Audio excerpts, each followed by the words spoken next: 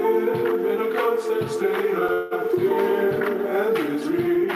Do you miss me anymore?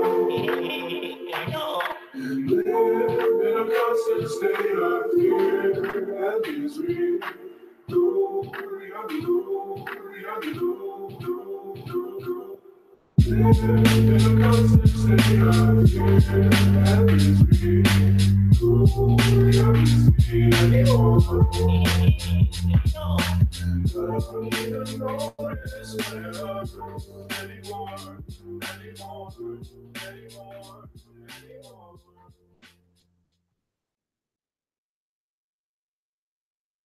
Hello, everybody. Today is Wednesday, February 6th, and we're bringing you Block Digest 155 at block height 561,849. So what is up, everybody? Oof, man, just good to be back, man. Back from old Louisiana, man. I went down there, visited some friends and family back up here. It's pouring snow. It's a drastic change from the bayous to the mountains, but it's been pretty nice. Nice to see the friends and family. But how are you guys doing today, Janine?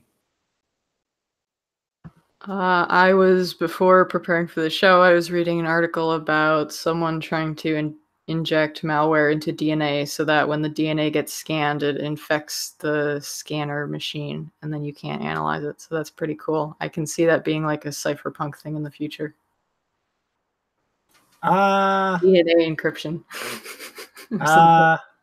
Honestly, I think that is a little overblown because it probably is.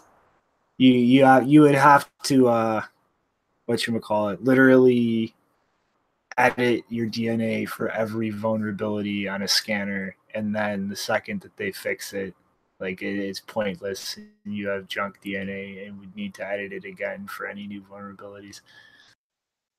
Either way, you start adding biological data and malware and stuff like that, you're definitely gonna sound a little cypherpunky. We'll see how it goes, but could be dystopian. That's the main thing I got out of taking a visit away, man. It's unfortunate to say, but it's very evident if you travel our different states in the country that you can see where things are starting to bleed towards a pretty bad way. I mean, kind of saw the news reports about Michigan a long time ago and the way that it was going. It's kind of sad, man. It's like leaving people behind a rising tide.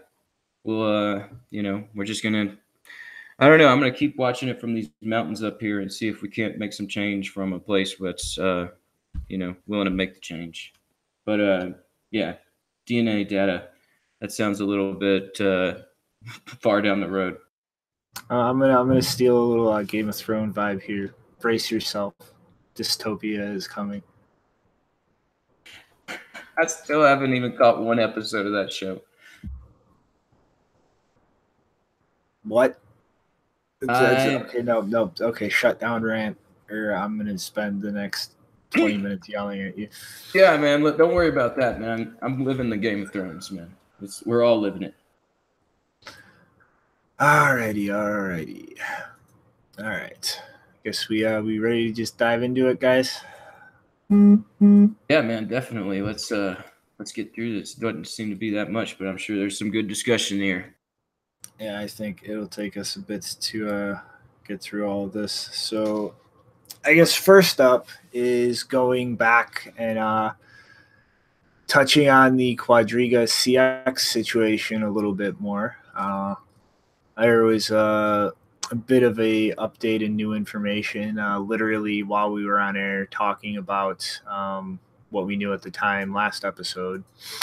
And obviously we didn't want to just kind of take a few glances and then cliff notes something we hadn't actually read.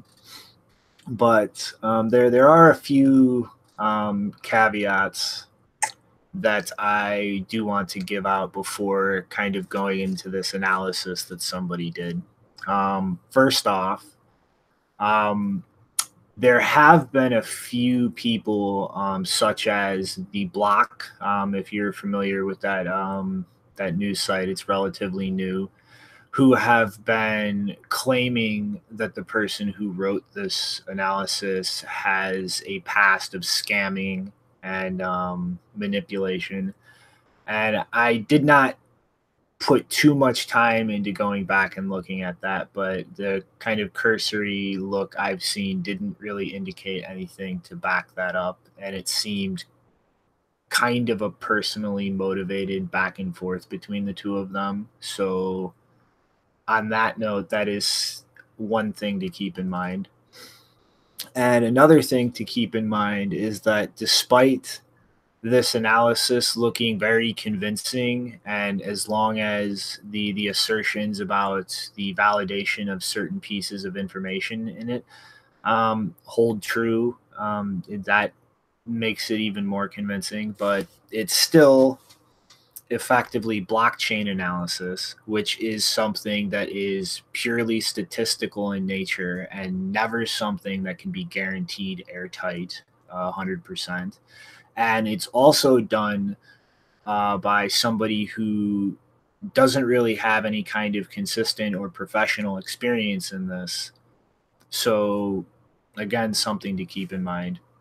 But with those caveats given, a person who goes by both crypto medication or proof of research published a report, or at least the first part of a report, the second part of which hasn't been published as of today, looking at a lot of blockchain activity, attempting to identify wallets associated with Quadriga CX and try to pin down patterns on the business's operations, as well as try to identify as much of its holdings as possible to either attempt to prove or disprove the assertion that there is a cold storage wallet associated with Quadriga. And so there's a few different things that this analysis kind of shows that I think, if this research holds up, pokes a lot of holes in things being claimed by Quadriga right now. So first off, I want to say that the very basis of this analysis and kind of the root of its credibility is proof of research going through and aggregating a number of different addresses involved in user deposits and withdrawals through social media, and then taking a subset of that and claiming that he actually went through with those users who were willing to and requested and received a lot of personally identifiable information, such as people's names, information, and proof of their account activity, to actually, beyond a reasonable doubt, prove that some subset of the addresses he had sourced from social media were definitively associated with Quadriga. And he obviously has not published these people's personally identifiable information. So this is something you either have to kind of take his word for or not. And that is heavily going to influence how you actually look at this data in terms of its integrity. But assuming that the information he was provided is legitimate and he actually validated, he was able to identify kind of a core cluster of addresses that he could associate with Quadriga. And then from that point, use those as a baseline to filter out addresses that were provided by people who did not verify that they had an account or interacted with Quadriga through him. With him. And in that way, kind of boil things down and kind of do a little more than the people we discussed last episode, who kind of just found some Litecoin addresses without any real proof and started claiming things were cold storage. And so from this point on, he went and, using the wallet explorer, or explorer.com, which is something maintained by Chainalysis, started going through and identifying clusters and kind of patterns of transfers between addresses in these clusters, using that initial set that he validated with Quadriga customers kind of as the baseline, and was able to identify a very large cluster, I believe containing around 200,000 addresses that seem to be functioning as hot wallets with Quadriga user deposits and withdrawals. And while going through this, he kind of noticed a pattern that stands out as very abnormal compared to a lot of other established or known solvent businesses in the space.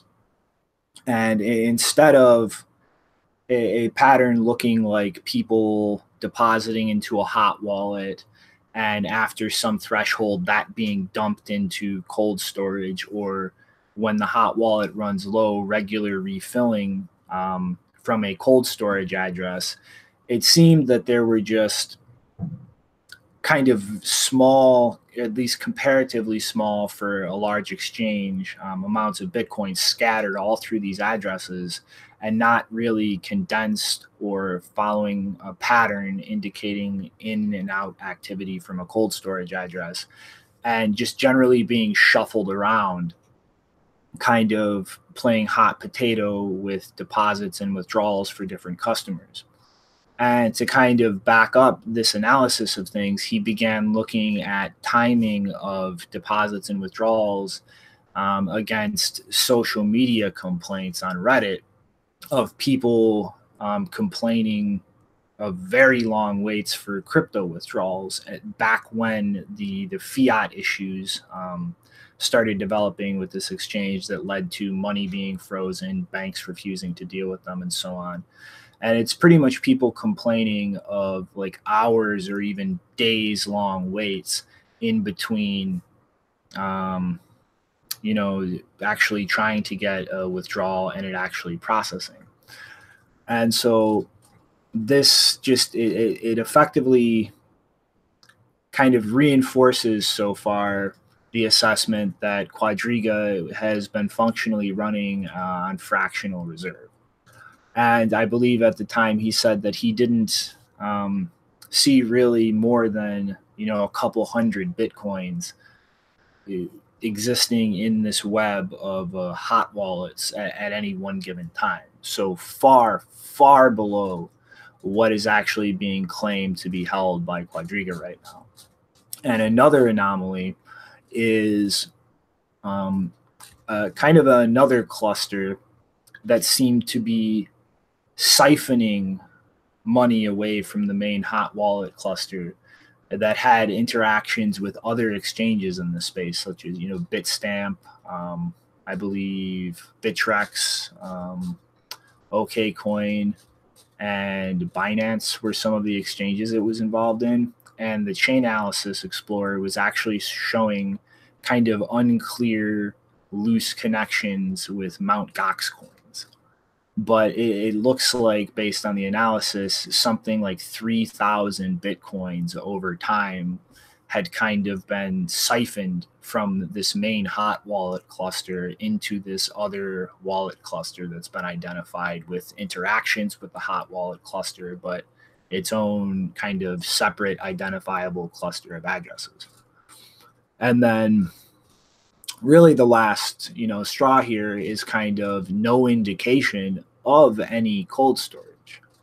Like I said, when he first identified this hot wallet cluster, there was no real activity indicating interaction with anything that could be claimed or considered a cold storage reserve of a major exchange that was not definitively and beyond any doubt confirmed to be cold storage of another exchange.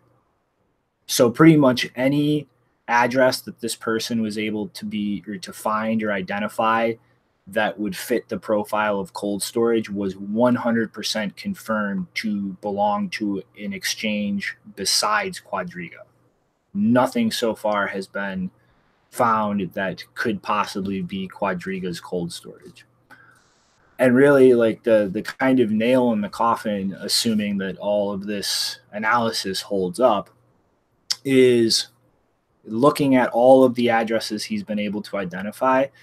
The total amount of Bitcoins in Quadriga's possession now, or like in the recent past, is less than 1,000 BTC. Their claimed balance of Bitcoin in cold storage is 26,000 BTC, way above any of the like amount of Bitcoin held in these clusters of addresses at any single time that has been identified by this report. So, like, again, you know, the caveats at the beginning, chain analysis is a statistical thing, and it is absolutely not something that you can place 100% confidence in. And this was done by somebody who is pretty much an amateur at this. But those things, even those things considered, I mean, in my opinion, this looked at in its totality together, it looks very damning in terms of like the reputation of this business and the very likely reality versus what they have been claiming. And so you're looking at this, unless some very fundamental holes get poked in this analysis going forward, I mean, this just really does seem at this point like Quadriga has probably been running on fractional reserve for quite a long time.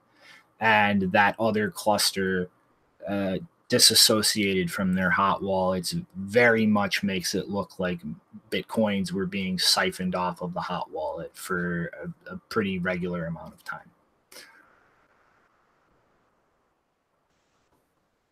Yeah, man, like I watched you guys cover this on the last episode. I was able to catch that, and shout out to Chris and Blake for being on part of that episode. It's great to see those guys again.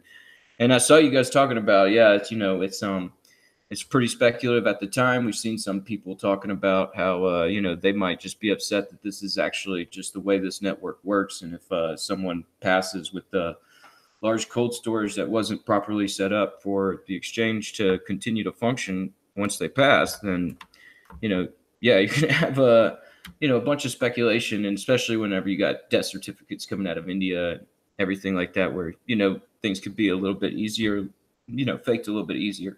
And yeah, I mean, like you're saying, I mean, if this proof of research holds up, I mean, yeah, we could really start to see that narrative turn around, you know, and yeah, I mean, we know there's been a bunch of bucket shop exchanges running for a long time now where we've seen these terrible multi-sig setups that people take advantage of. And so it wouldn't be, you know, out of the norm. And, you know, I mean. Oh, yeah. What?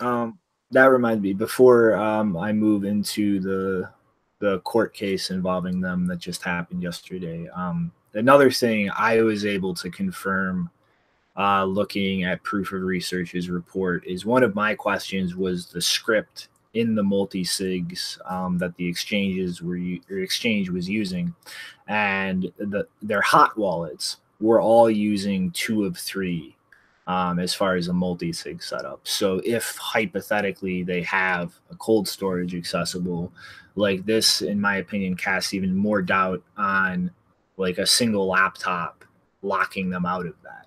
Because a 2 of 3, like you're defeating the entire purpose of that if you keep more than one key on a single device, and that would allow the other 2 keys to access that.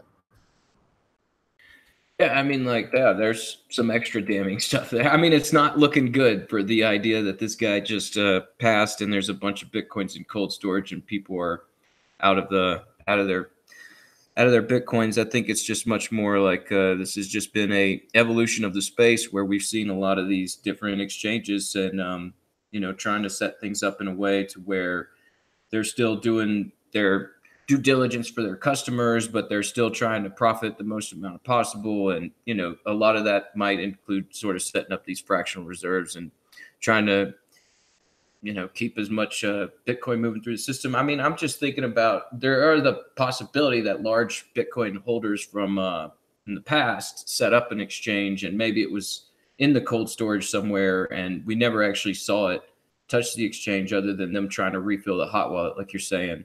But then, yeah, you would have to go back through that research to see like what exactly is coming on from those addresses. Yeah, and there's like nothing in that report that indicates something like that was identified interacting with that cluster of addresses that could be considered like a cold storage for Quadriga, because anything that looks like cold storage that it has interacted with has been definitively identified as belonging to another exchange. So like any cold storage that cluster so far has been identified touching was some other exchange's cold storage, not Quadriga's. Yeah, I mean, this is a case where we'll probably see a court case develop, and this bunch of users from this exchange getting together to maybe file a class action lawsuit to try and get some of their funds back. I don't know how successful that'll be, but this has been one of those big learning lessons for the market. I mean, there's been several of these like we're talking about, and hopefully some of these people actually start listening to a lot of this discussion about holding your own private keys and, only using exchanges for very temporary amounts of time and not keeping large amounts in hot wallets. And, I mean, there's tools coming down the line. There's new exchanges getting set up that are going to try to make all this custodial solutions for these exchanges to be a lot easier to try and prove that they're doing all their due diligence and making sure that those customers' funds are there. I mean, we saw that whole discussion about Wyoming setting up the legalese to make sure that all that's available. And we've seen BitGo working with South Dakota, and it looks like, Blockstream just released this pretty interesting tool. You want to take us into that? Well, I still have a little bit of the Quadriga stuff to touch on, but yeah, when we're done with that. So yesterday, a judge in Canada actually heard a petition by Quadriga for a 30-day stay of proceedings while they attempted to deal with this issue. So that would pretty much be a 30-day block on any kind of lawsuits or legal action against Quadriga by their customers. And he has granted that. But a couple of things going on here is a professional services firm, EY, I'm not really familiar with, has been appointed to monitor Quadriga through the process of attempting to recover any funds they don't have access to. And they're also going to be responsible for trying to locate and serve notices of the stay of proceedings to all of Quadriga's affected customers. But during the court hearing, the judge actually kind of specifically brought up that they had not specifically individually served all of their customers before, like, appearing before him to, like, actually get this granted, and that was highly irregular in these kinds of proceedings. But the reason he ended up granting this is because of the relationship with cryptocurrency in this case and just how highly unusual it was.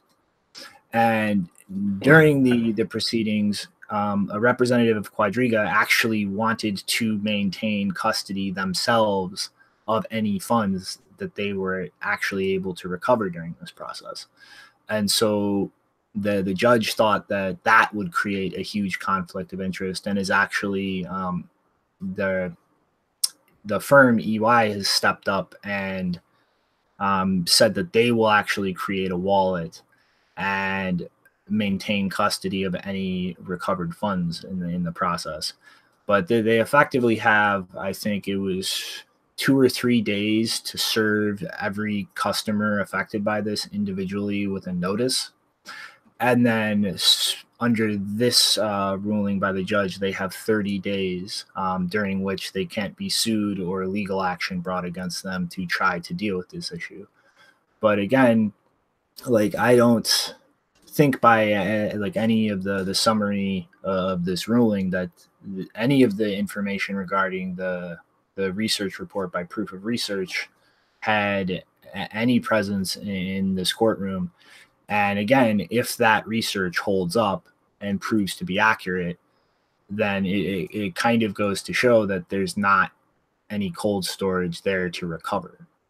So if this report is an accurate assessment of all of the on-chain activity dealing with Quadriga, like this is eventually going to come out.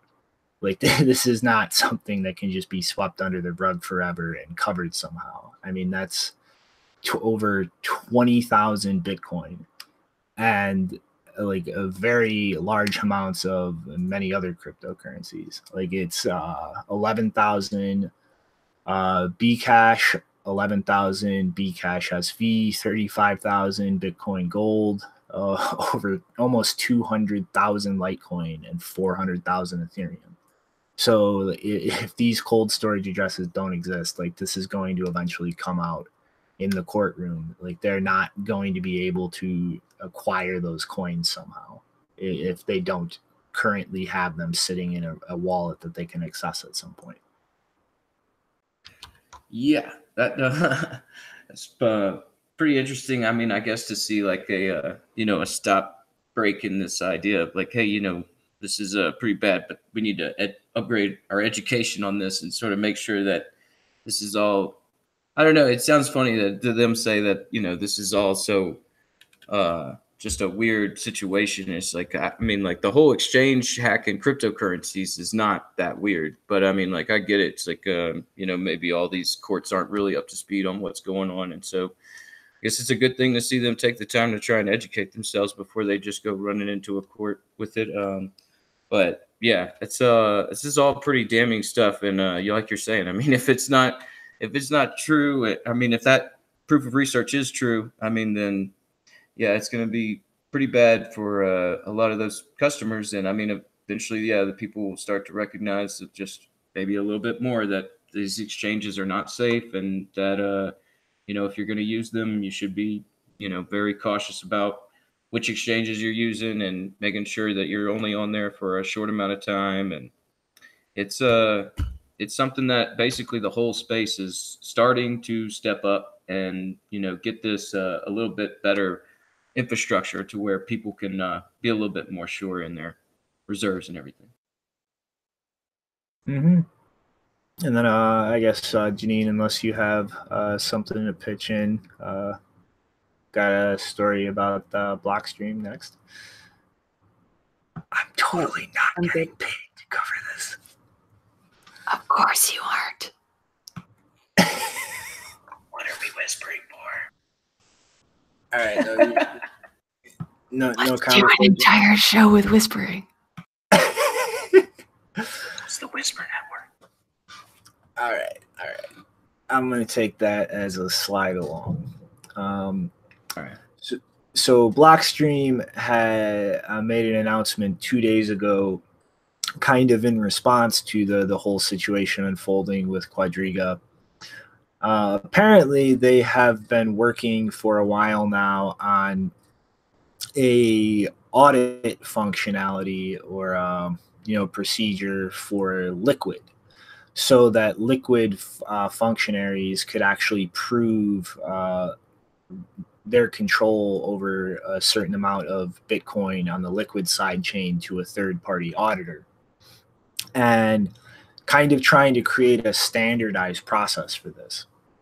And looking at this and then the Quadriga situation, they kind of realized that the few exchanges out there that have any procedure for that kind of all have hacked together their own unique way of doing it, and there's no real kind of consistency to it, and that the solution they've been working on for Liquid functionaries for use on the Liquid network is actually something that could be generalized to be useful on the main chain as well, and kind of deal with the lack of a standard for it that makes it kind of a mess to deal with regarding the few exchanges in the ecosystem that do with it. And like the main problems they point out are, not having a standard. It kind of makes it very poorly accessible. Like any kind of auditor who goes to an exchange has to now learn a whole new system, like how to verify that new system, and it just creates a headache. And then as well, like kind of hacking things together yourself, it introduces security risks because it involves signing things with the keys that control the fund. So it necessarily creates an attack surface, no matter how limited you might argue it would be in practice. And so they have created this whole standardized way of doing this, and actually presented a BIP for it right now.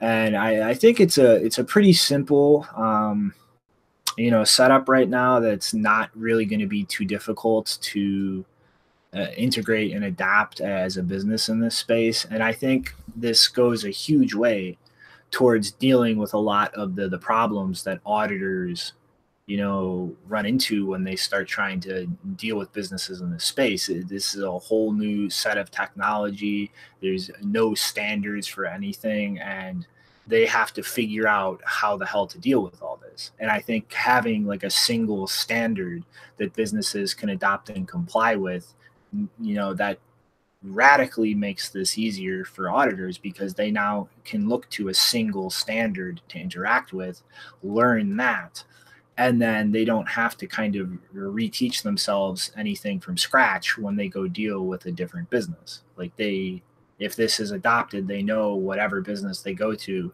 this is the same procedure, and they can familiarize themselves with this.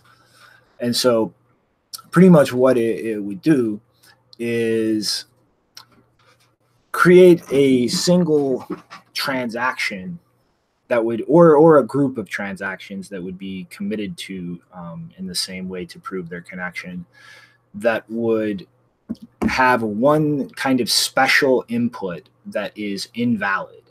And that input, the first one in the transaction, instead of referring to the transaction ID of a previous output, it would effectively inject a hash of a message it's committing to as the transaction ID pointer. And that would make it a completely invalid transaction if anybody took it and tried to submit it to the network. And that message would contain, this and any kind of relevant information, like this is this exchange, like this, it's being committed to at this block height or this date. And this would also prevent like a business from taking some other exchange's proof of reserves and trying to use that to fraudulently say they have money they don't. And then from that point, it would use the partially signed Bitcoin transaction that's been standardized in a BIP process to construct all of this, and then allow each individual input to be signed. And in this way, any kind of complications in a business's architecture as far as key management or key separation, this would allow it to be floated around between all of the different systems.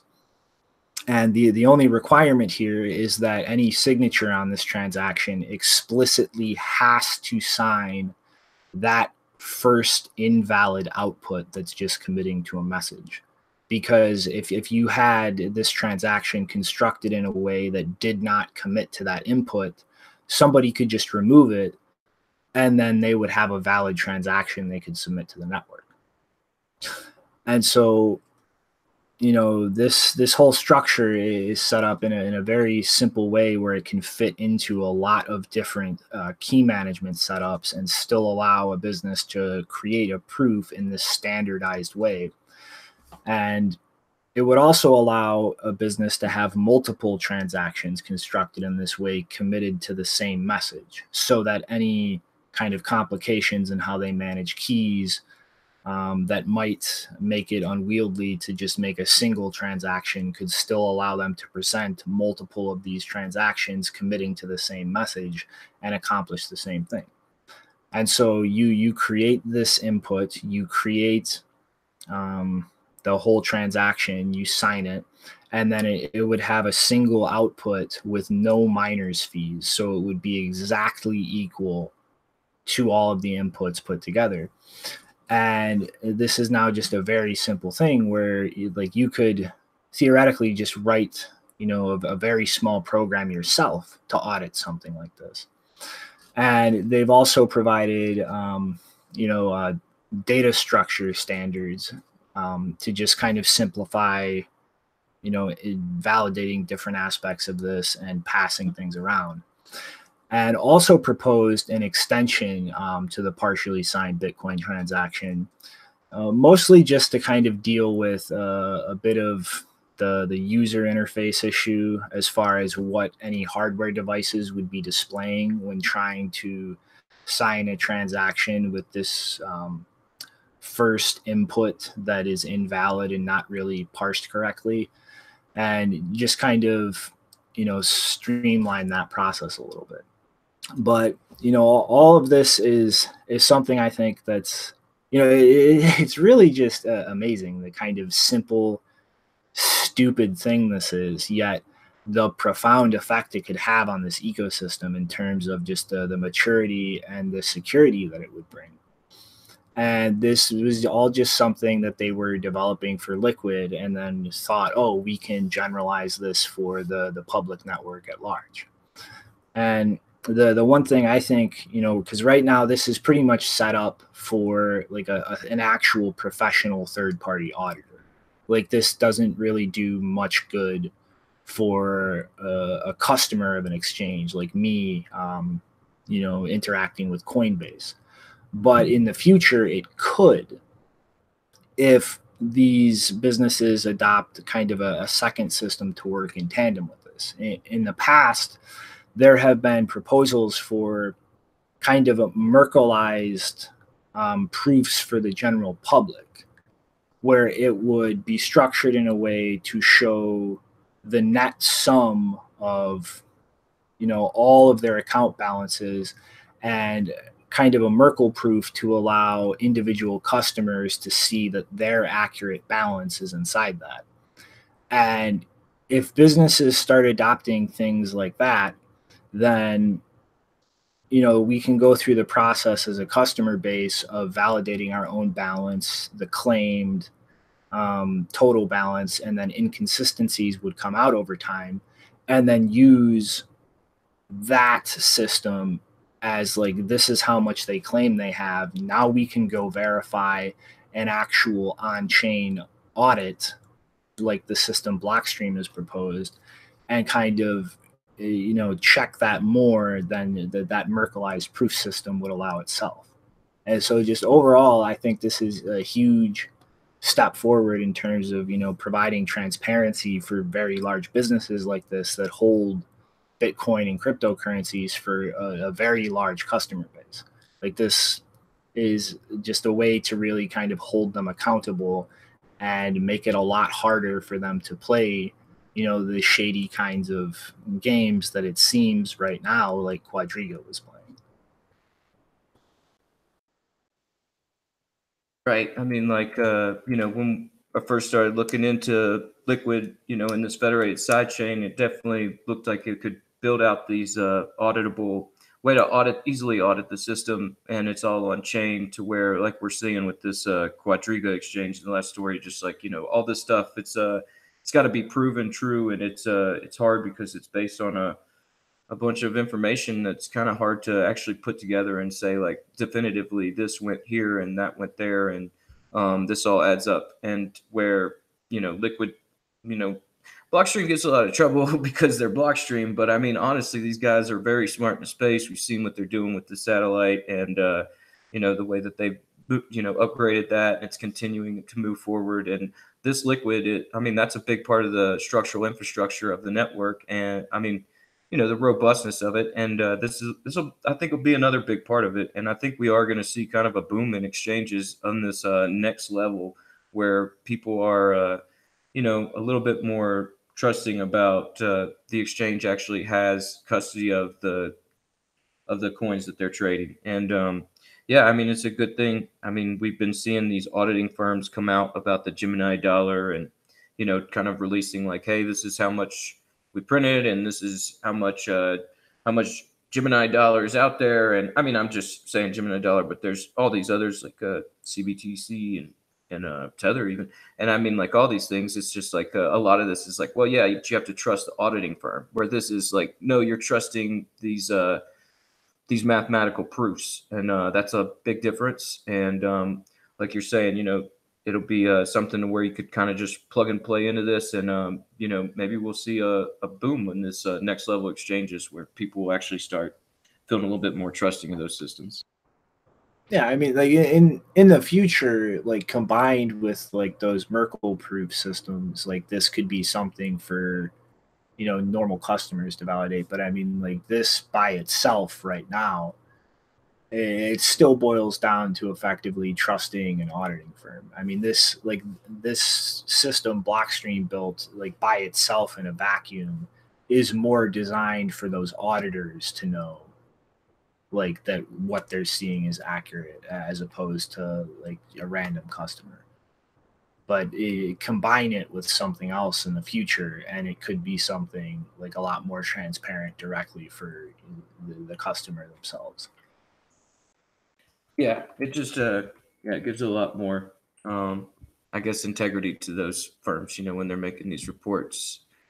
So yeah, let's go into this next one where you know, going from one company to another. This one is an announcement from Coinbase, you know, guys. Yesterday made an announcement about an upgrade to their app where they will now be offering Bitcoin wallet support, which sounds kind of perplexing because I thought their app had a Bitcoin wallet. I've used it in the past, and I remember checking small amounts on the app before. Yeah, but you know, once all those major signs of what they were planning and intentions for the network and the way that they saw the roadmap, I kind of nexted out of there. As long as a lot of people did. Anyway, I guess these, you know, everybody taking a bath right now, including the alts, has kind of got Coinbase rethinking some aspects of their development roadmap and want to try some rebranding. So here are some quotes from the announcement. All right, quote, the new wallet update with Bitcoin support will roll out to all users on iOS and Android over the next week. Bitcoin support is activated by default. Coinbase wallet supports both newer SegWit addresses with lower transaction fees, as well as legacy addresses for backwards compatibility in all applications. Your private keys are encrypted on your phone using secure enclave technology to bring you best-in-class security.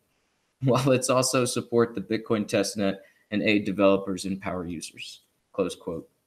All right, that's the meat of the Bitcoin part of the announcement. And naturally, Coinbase being Coinbase, they also mentioned that they'll be adding support for other networks like Bcash, Litecoin, and others in the future.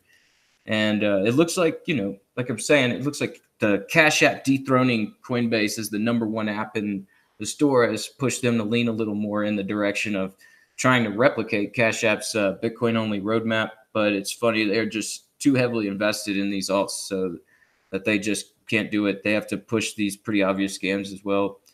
And yeah, I mean, it was just to me, it just seemed like a pretty obvious rebranding. They're a little upset that the Cash App is #1 and that people are pretty excited about that. And they said, like, how are we going to do this? Like, well, we'll just, you know, finally implement these upgrades that have been going on for a long time and sort of just rebrand and, you know, see how it goes. So I guess this whole rebranding is to try and regain some trust for the community.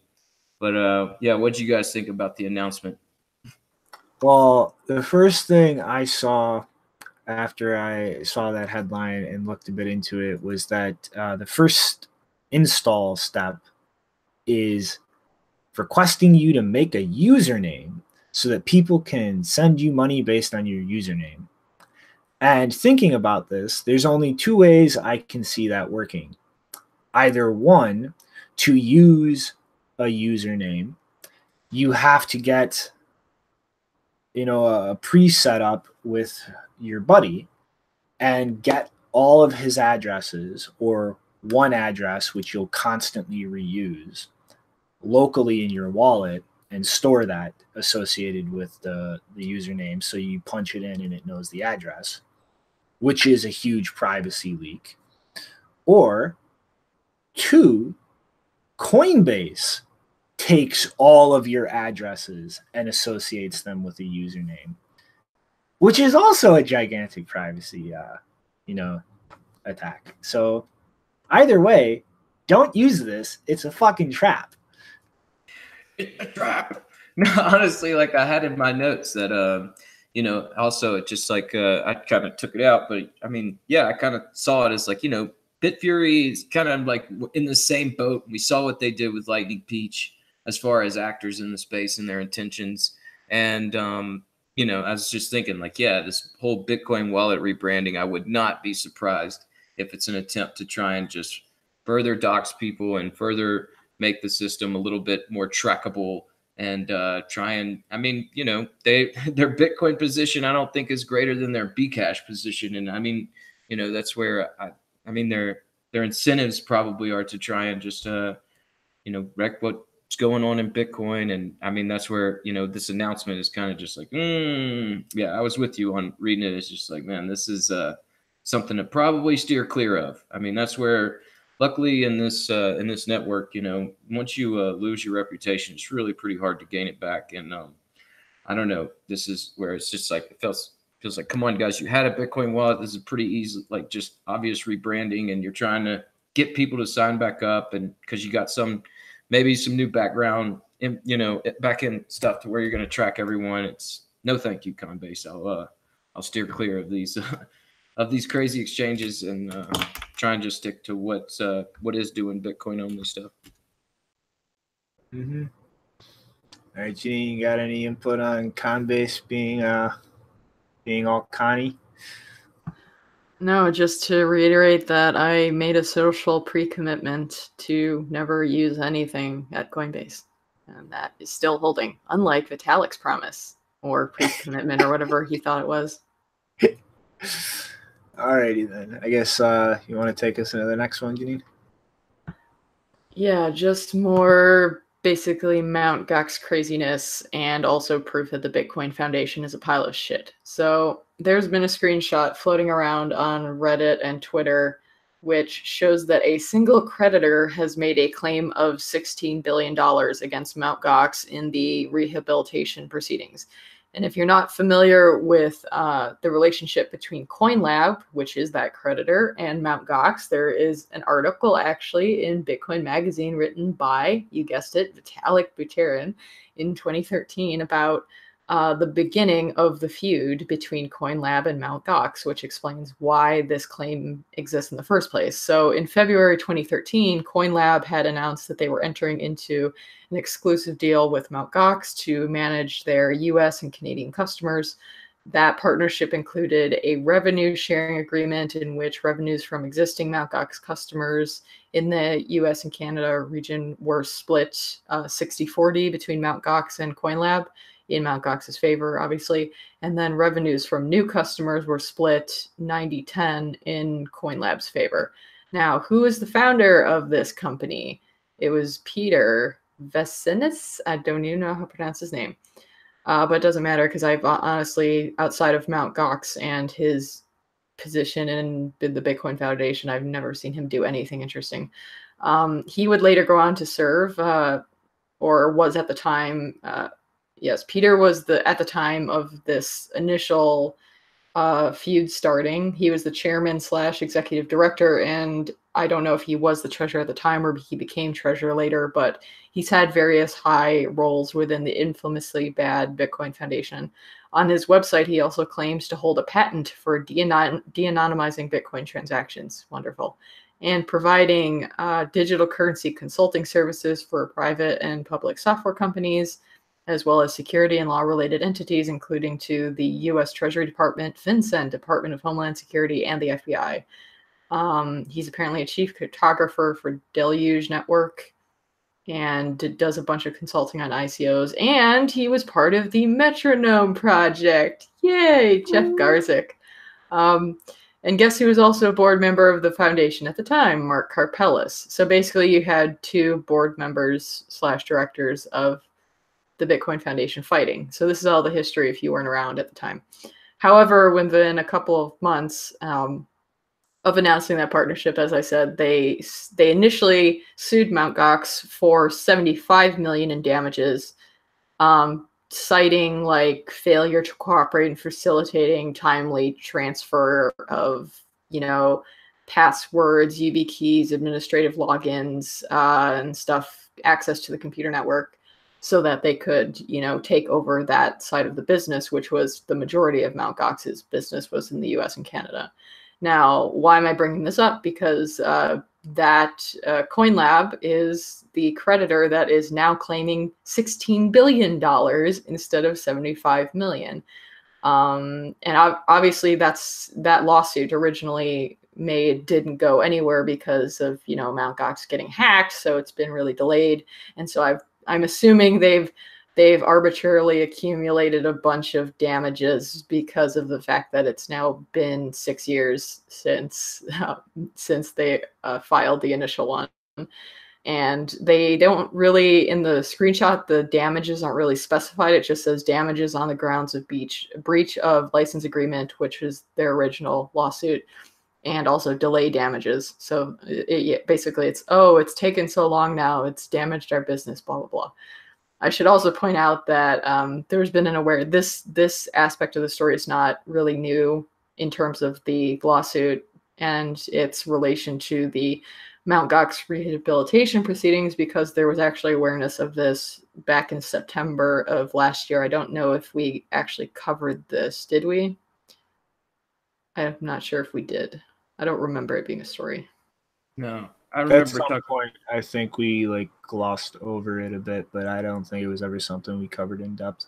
Okay. So there was, for example, I think Jesse Powell even made a statement to Bitcoin.com saying, "I'm disappointed to hear that this lawsuit, which at that point in September was still 75 million, is responsible for holding up the payouts, and that any judgment for CoinLab would be treated on par with the depositor victims, because, this is a disagreement over, a partnership that fell apart. They weren't actually depositors like everyone else who is supposedly making claims." So as far as I've seen from the commentary, this claim of $16 billion, I don't remember what the total is for Mt. Gox that would even be available for people to claim. But I'm assuming that if this were to be accepted in full, it's probably a lot higher than the amount of money that would be dished out, which that makes it unlikely to be accepted. And people have already said it's not likely to be accepted in full, if at all. But I still think people should be aware that this guy, Peter, is being a massive asshole, because if it would go through, that means that the other people claiming, the other depositors who lost money because of the Mt. Gox hack, would not be getting compensated. In the best case scenario, this is just delaying that whole process, which means it's going to take longer for people to get money as this huge claim of $16 billion is being investigated. Multiple people, including Adam Back, have been tweeting at Peter about these allegations and why Coin Labs has made this claim, and just continues to be involved in this lawsuit that kind of seems baseless. But Peter has been absent from Twitter since it looks like last summer and hasn't publicly responded, so we might not get an answer unless more documents leak from the Tokyo court. Yeah. Sorry, go ahead, Rick. No, I was just gonna say, this is I could see how it's upsetting for anybody that was, caught up in Gox. I mean, you're seeing this, your payments getting held up because of this partnership that didn't really have anything to do with the funds in the exchange. I mean, it's always something. And just reading up on over on Twitter on the weekend is talking about how this is probably one of those guys that cashed out in late 2017 that kind of shifted everything in the market. Mm-hmm. And I just think the air of fucking entitlement that I should just get everything and fuck all of the other people who lost money. I mean, you might not like the word socialized, but in situations like this where large amounts of value are lost, yes, that is an absolutely appropriate time to just socialize everything across the entire group of affected people. Everybody who had money on that exchange lost money. And the idea that somebody should or some group or subset of that group should get a haircut and another group should be compensated in full, fuck that. everybody took the loss. Everybody should take it evenly.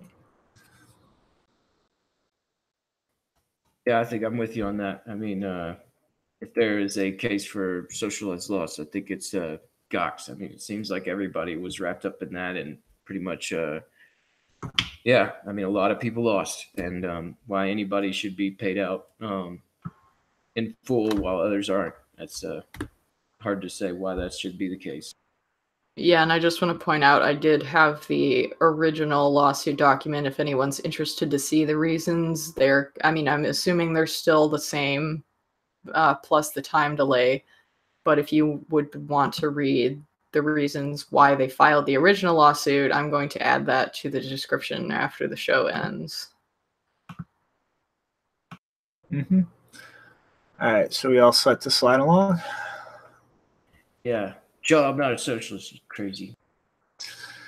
All right.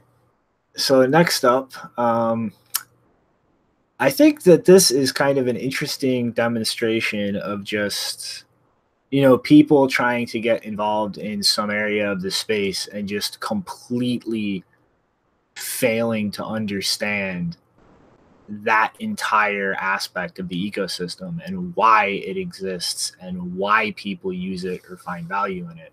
But Gemini has officially started closing accounts of people redeeming large amounts of their stablecoin GUSD.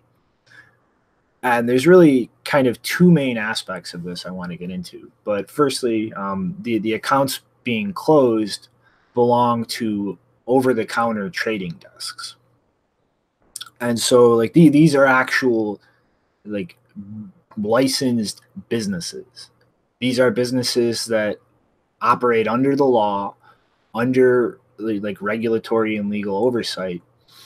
And it's not just some random person strolling up and going, I would like $7 million, please. Thank you.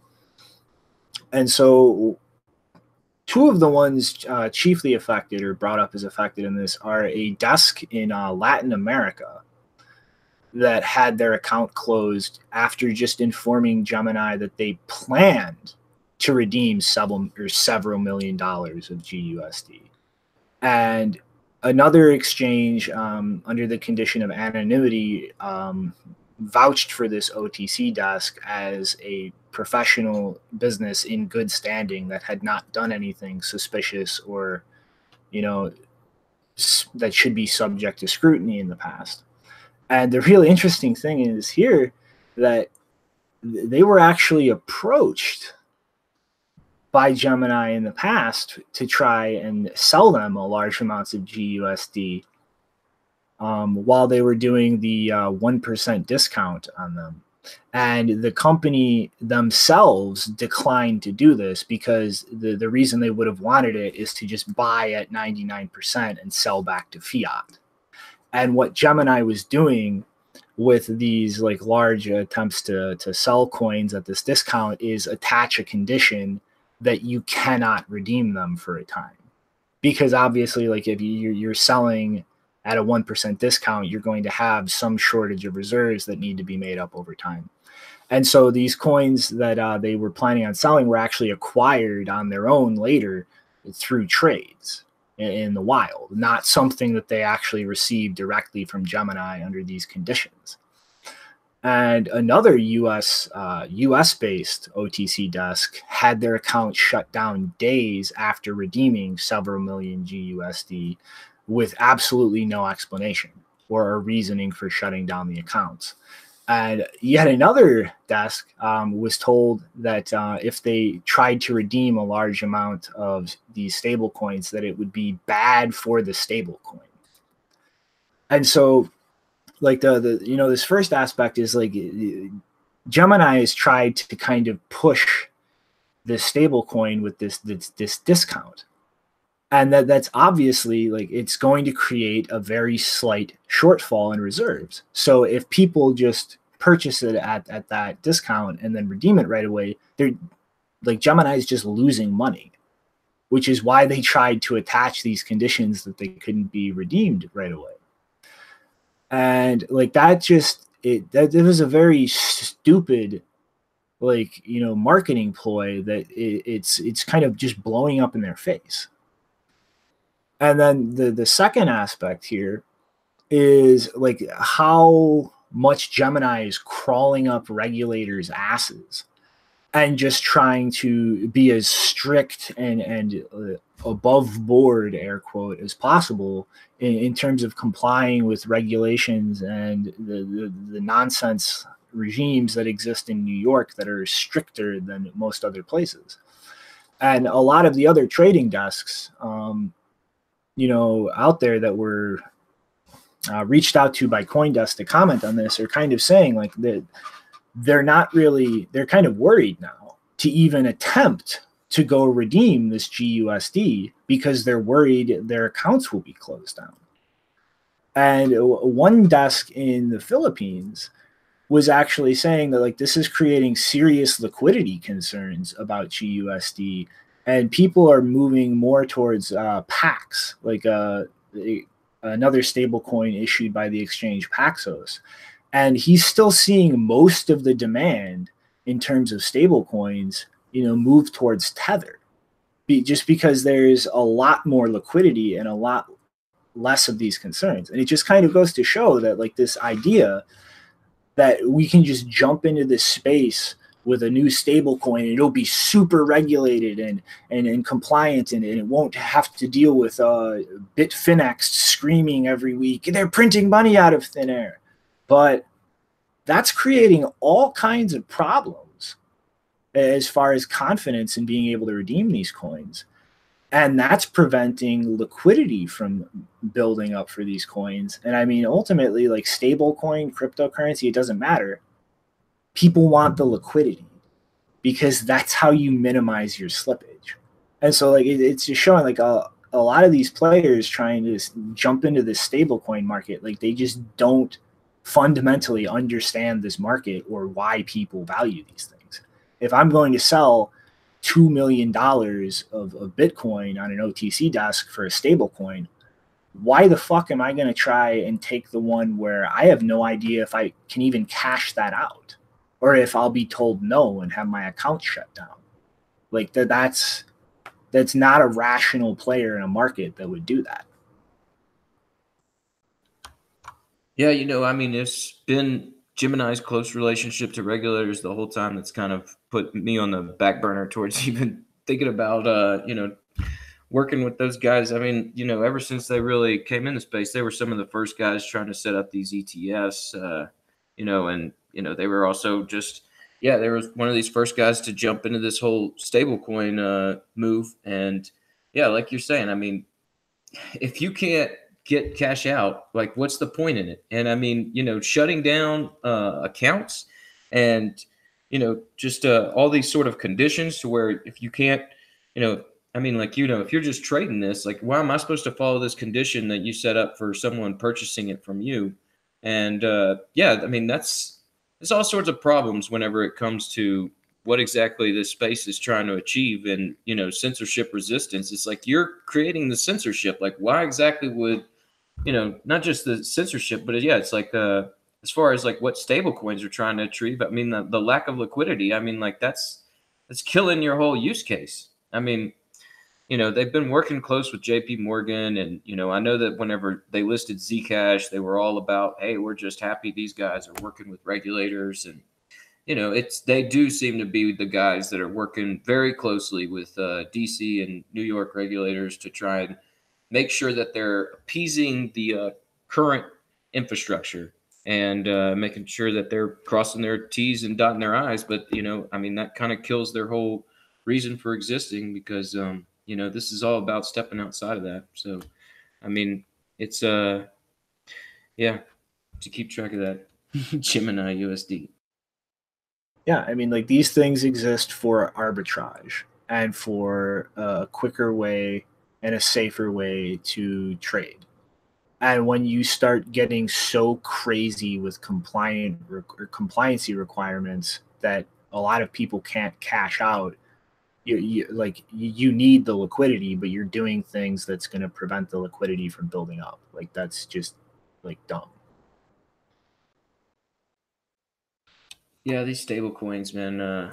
It's interesting. I mean, like I totally kind of get why people are running back into Tether. But yeah, let's get into this next thing, kind of the news story of the day, or yesterday at least, and it's just sort of been big. I mean, ever since it happened, it's kind of been interesting to see where the discussions have gone. So yeah, there was some big news running all around Bitcoin Twitter yesterday. We just can't go back to saying quote unquote crypto Twitter after all that was said in the past few days. Like you guys mentioned last episode, Dorsey went on Joe Rogan and mentioned Bitcoin and how they were experimenting with it as a payment system, and that they didn't have any plans to support any other currencies. And he confirmed all that to people after he participated in that Lightning Trust chain, and he helped pass the torch along. It was a badass handoff for sure too. Matt Odell passed the torch to Jack, and then Jack grabbed that and passed it on back off to Elizabeth Stark. And the result from this was an onslaught of Bitcoiners really enjoying this moment in the sun to say, yes, it is Bitcoin Twitter and not crypto Twitter that is driving forward this technology. And someone asked why he only holds Bitcoin, and his response was, I think, pretty dead on. He said, quote, Bitcoin is resilient. Bitcoin is principled. Bitcoin is native to internet ideals, and it is a great brand, close quote. And someone else told him to buy ETH, in which he responded simply by saying no. And then someone joked that maybe the whole time he's been talking about Bitcoin Cash, to which he replied, hell no. And there was just a whole lot of discussion. I know that we saw some stuff where even, Kevin Pham tried to jump in there and say something where like maybe he's talking about BSV. I mean, and all this stuff is just, it's been interesting discussion.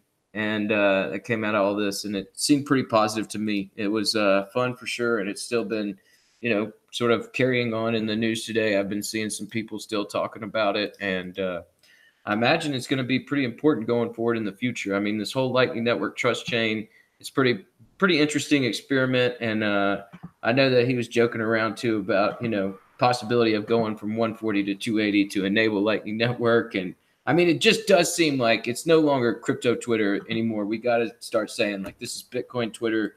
And I think Otto just made a tweet recently saying like take all that crypto talk to Facebook.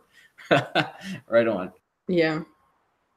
Yeah, I mean, I was pretty surprised because I mean the fact that he participated in the Lightning Torch stuff not only means that he is, or at least he or maybe a staff member is running a Lightning node, which is already a big deal, but it also means that he like follows that stuff and wants to participate in it and knows how to do that, and that's a big deal. And I also saw that one of the outcomes of him participating in that and all of the discussion about Bitcoin yesterday was that he, like you said, he passed on the torch to Elizabeth Stark, and then apparently they're both going to be on a podcast with Stevan Livera, I think. Livera. I'm not sure how to pronounce his last name, but they're doing a podcast on Saturday at 1 p.m. Pacific. So that will be interesting. Yeah, I'm sure we'll hear a lot more about it there. And, and yeah, like we're saying, I'm sure it'll continue on in the discussion. I mean, like you're saying, Jack's pretty interesting. And y'all said this in the last episode. I think it was Chris who was talking about, like, when you see companies coming into the space, you want to see them do moves like this where they're actually working with the technology and they're trying to experiment with it to figure it out for themselves. It's all really good signs. I mean, I've seen, some chatter, talking about Dorsey and Twitter and all these problems. But I mean, if they can actually enable Lightning Network payments on Twitter, I think, we might see some pretty interesting, ability to try and keep discussions going in a relevant fashion. I mean, like, it's just I don't know, the whole possibilities of this Lightning Network trust chain thing kind of floored me. But I mean, I'm starting to look at it like they talked about where they're going to go next. So, I mean, maybe they're going to pass it off to Elon Musk.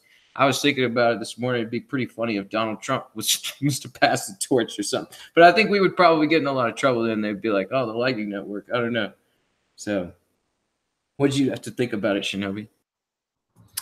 I just thought, it's, I mean, this whole Trustline thing is literally 100% pointless and useless except to test liquidity on the Lightning Network. Like, that's literally the only point of it, is that routing this around like this is kind of stress testing for weaknesses in liquidity for routing. But I mean, it's kind of neat. Jack got it. You know what I mean? A lot of shit coiners lost their shit and immediately started going like, buy this shit coin, list this shit coin on cash. I thought that was pretty funny, but Oh, your joke, man. What you were hoping that Dorsey would exit scam with it? oh, dude, that would have been so fucking funny. That would have been the fucking funniest thing in Bitcoin history. Yeah, that would have been funny, but for sure it would have been like, wait a minute, what the hell? So yeah, I mean, like, I think it's interesting. I mean, it's kind of building a little web of trust, and like you're saying, it does show that liquidity. But yeah, I think there is a interesting surprise coming in future with the Trustline. You know I about know somebody? something you guys don't. I know something you guys don't. Oh man. All right. Well, I'm sure we'll see it. You know, this will be public. It'll be on Twitter. We'll see who holds the torch next. Let's talk about something that we should have. I mean, like, I guess we all know, but it looks like Israel is still trying to figure something out. So this is a pretty funny story out of Israel where we know there are high levels of, you know, propaganda and wars waging almost on a continuous basis. That puts some of these adversarial networks in very tough positions when it comes to financing their fight. So it doesn't seem very surprising to me that Hamas opened a Bitcoin donation address in order to keep their fight moving forward. Abu Obadiah, a Hamas spokesperson, published a note saying, quote, "The Zionist enemy fights the Palestinian resistance by trying to cut aid to the resistance by all means. But lovers of resistance around the world fight these Zionist attempts and seek all possible means to aid the resistance." End quote. This report from the Bitcoinist correctly points out that while this is one method of funding organizations at odds with Western diplomacy, the main artery of funding in that regard is actually cash money. And now, once these reports came out of Hamas using Bitcoin, a publication called The Times of Israel published an article trying to point to Bitcoin being used for criminality, and in a blunder, they exposed just how little they understand Bitcoin by saying, quote, "There was no immediate reply from Bitcoin," close quote. So now this could be because, yeah, I know, right? Like, they could have reached out to a Bitcoin domain and didn't get a response, and you know, I imagine it would have been taken with some serious heavy confusion. You know, like, "Hello, would you like to make a comment why you're allowing Hamas to raise funds through your network?" Yeah. Well, my favorite part is that in the show notes, you, instead of saying crowdfunding, you said Hamas crowdfuding with Bitcoin. That was Shinobi. I was also like, oh, there's a misspelling, and I looked at it. I was like, good job, man. Good job. But yeah, and you know, we know Udi and some other Bitcoiners are out there really creating a big Bitcoin scene. So maybe after all this embarrassment, they'll actually reach out to some people on the ground to try and better understand the technology before just hastily running with the story. I mean, it was a pretty funny gaffe. I mean, I couldn't even. Yeah, I mean, no wonder they didn't get a response. Like we're saying, it's a pretty ridiculous question. So yeah, Times of Israel, like you know, let's get out of the FUD game. Let's start understanding what's going on. All right. You guys know what I have to do, right? What you talking about, Zionists and Israel? I don't even want to guess. What are you gonna do? I'm gonna do what I do best. I'm gonna troll the shit out of somebody. Oh man, yeah. Well, this deserves some trolls for sure. Hold on. Here we go. All right, screen. No, come on, screen.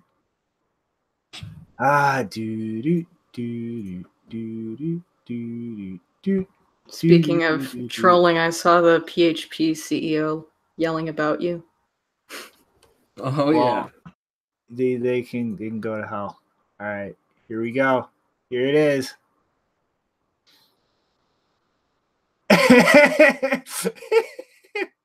Times of Israel. Bitcoin here. Can't do anything about it.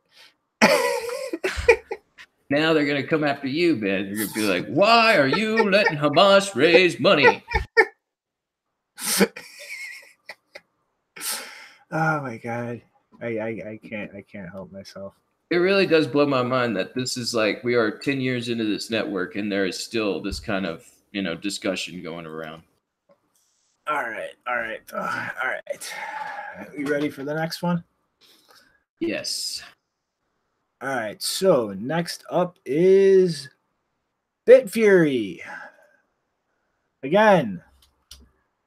So they have partnered with a South Korean research and development firm called Commons Foundation to launch a series of Bitcoin mining farms in Paraguay.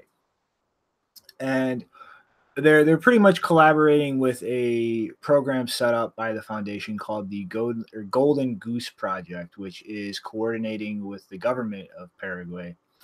And this project is actually, I'm kind of surprised here that something actually came of this. It's been around for a while now, and they were kind of vague about really how they were actually going to pull this off and the logistics of it. And they were originally, it seems like they didn't go through with it, going to do an ICO with an ERC20 token on Ethereum in order to kind of finance and fund this. Although right now the website for that has not gone live. I haven't been able to find any archives of it being live. So I'm not really sure if they're going to go through with this or if an ICO is ever actually done. But they're going to be launching 5 farms with around 10,000 square meters each around the Itaipu Dam. I hope I'm pronouncing that right. But this is literally the biggest hydroelectric dam in the entire world. And right now they have around 14 gigawatts of generating capacity set up with 20 generating units of 700 megawatts each at this dam. And to kind of put that into a little bit of perspective, all of Hydro Quebec, which has become over the last couple of years a huge magnet for mining operations, all of their power generating capacity together is somewhere around 30 gigawatts. So this single dam is literally half of the electrical output of all of Hydro Quebec. And, I've seen different figures based on where I'm looking, but, anywhere from 50 to 80%, depending on which source I look at, of this dam's capacity is unused. It's not used in Paraguay. And most of it is effectively being sold to foreign consumers at a huge discount. And so a big part of this is, a partnership with the government to try to create domestic use for this excess electricity and try to actually stimulate their economy. And the potential with that amount of completely unallocated, unused power, literally gives this area the potential to become the biggest single area of mining operations in the entire world. You are literally talking about an entire province in Canada, the equivalent energy output, half of that existing in one place, one plant. And the Golden Goose Project, this Commons Foundation, is also planning on launching an exchange in Paraguay that's going to be partnering with Bitfury to deploy their Crystal blockchain analysis suite to pretty much be baked into the exchange. And so this, I am not very happy about, because, we've seen over the last year or so, Bitmain pretty much just kind of stab themselves in the nuts over and over again, to the point where they are hurting very bad and looking potentially at least losing a dominant position and still potentially like going bankrupt at some point in the near future. And Bitfury this whole time has kind of just been biding their time, not over expanding, not investing in stupid things, and then branching out, like trying to establish alternative blockchain uses to generate revenue, their blockchain analysis platforms, more revenue, trying to move into the Lightning Network and bring in some of that analysis capability and, in my opinion, centralize things along the way.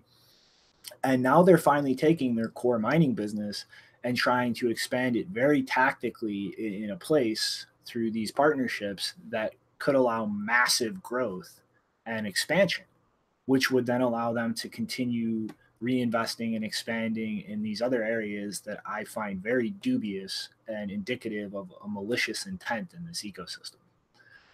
And like that, it's like it really seems to me like, you know, all this past year or two of dealing with all Bitmain shit and watching them just completely destroy themselves, like Bitfury was just sitting there biding their time, and now they are making those moves to expand and kind of take that place, is what I see as yet another malicious entity in this ecosystem.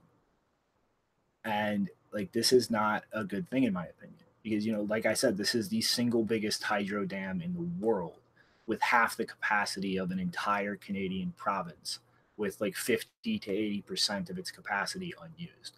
Like, this could massively expand their business and revenues.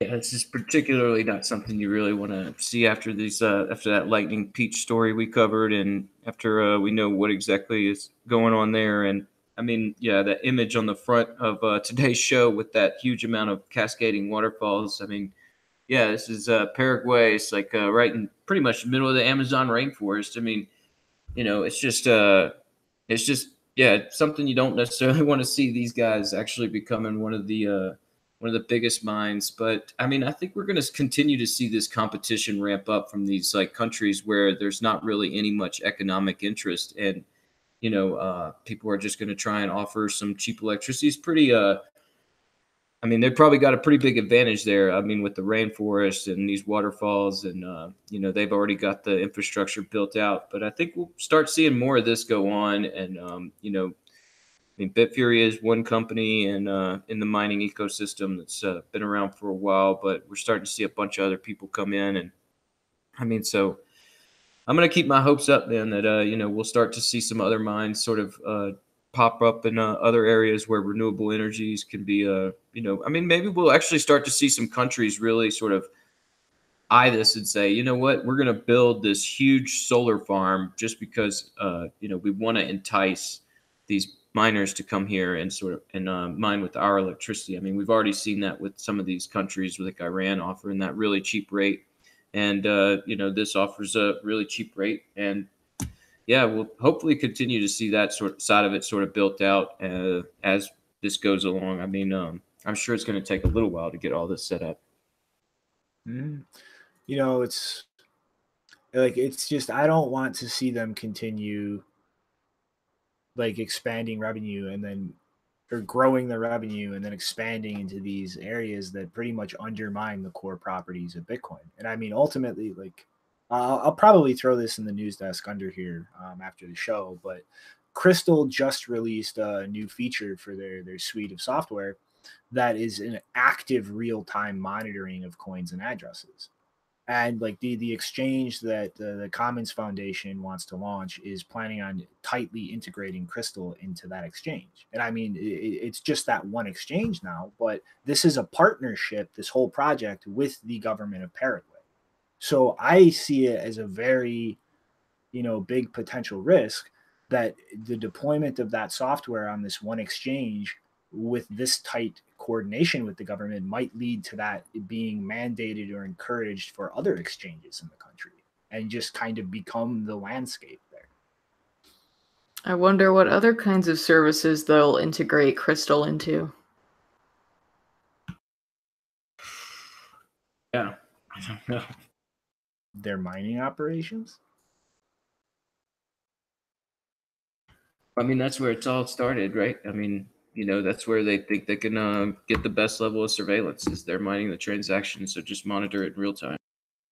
Well, it's like that is something like me and Janine have both been worried about since they first launched that product, is the fact that a miner is doing that and like the potential consequences of that. Like one of the biggest dangers of integrating those things is like miners literally using that in their transaction selection process. And I mean like I feel like this has just become a giant black hole of amnesia for people. But like Peter Todd's blog post calling out the chain anchor program from MIT, like that was developed in 2016, and the whole notion of chain anchor was creating a second layer on Bitcoin that required or encouraged at first connecting your ID to your transactions. And after getting a majority of miners' support, shifting towards requiring it, and compliant miners orphaning blocks that mine non-ID'd transactions and actively subsidizing those miners so that you're making up for the revenue they're losing by orphaning blocks and having to expend more work for less Bitcoin revenue. And it's 3 years old almost now, but it's not going away. Like that idea is not going to disappear. And if that idea ever becomes practical to implement, you better fucking believe there are people out there with the incentive and the motive to fucking try to implement that. And you have the mining company Bitfury developing the software suite to enable that to actually happen and start much more subtly in just stopping specific things that they believe are tied to activity they don't like. Man, there's a lot going on with the mining ecosystem and trying to correct that. I mean, like, I don't know how much you guys want to get into that discussion about, what was going on at the round table and block size and everything. But I think that, there's some real stuff that we got to fix out. Don't ever mention that thread again. Don't ever fucking mention that. This is all I wanted to say is the coin supply is not going to change. That's it. It was one person who said something. Almost nobody agreed with him. Like there's nothing like, okay, if you don't like events like that, don't go to them, don't support them. You can do whatever the hell you want. But like all it is people getting together and talking about shit without a strict presentation schedule. Like Bruce Fenton is not some nefarious government agent trying to organize the Bitcoin Illuminati. It's people getting drunk and talking about shit. And there are always going to be idiots and stupid ideas and things like that. I've seen people replying to that thread. Like, when did you make that? That was like 2 days ago or something. I still see 2 people. 3 days ago. Yeah. And I fucking woke up with 2,000 notifications. 2,000 notifications. Yeah. I've never had that much. I've never had more than like 25 at any given time. Yeah, that would be a little scary, man. That whole tweet from Bitcoin Mom's dispensary got pretty big, and I was like, oh man, this is kind of like skydiving. I couldn't imagine 2,000 notifications. You can't even go through all that, man. But yeah, I think everybody kind of grabbed that little poolside discussion and kind of just ran with it. I get, like having a party that, is just like people with common interests and, you can either go or not go. I understand, the mistrust, but at the same time, it's like, yeah, it's like people are going to get together. And if they want to get together, that's freedom. I'm going to say one last thing about that thread, and that's it. That thread is a clusterfuck of total fucking stupidity and people being completely unable to take concept A and concept B, or situation A and situation B, and tell them apart and not constantly act like they're the same thing. That's it. I'm done. That thread does not exist as far as I'm concerned. Goodbye. I'll say this. You know what? It's like one of those things that I use as an example of these other guys. Like, look, there is not just like easy consensus in Bitcoin. Like, look, one person says one thing at a pool and the world loses their mind.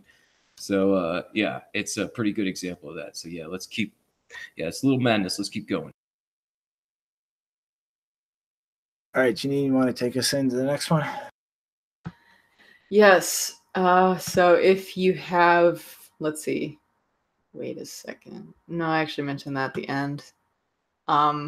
So yeah, Google seems to basically be inching its way into the realm of block explorers, which are, according to Forbes and some other people, have already been used for some useful purposes, quote unquote, as well as a bunch of potentially suspect ones that align more with surveillance than trying to slow down privacy enhancements in Bitcoin. Because, giving us Mike Hearn, who also tried to introduce things in Bitcoin which would decrease privacy, wasn't bad enough. Google has to give it a second go.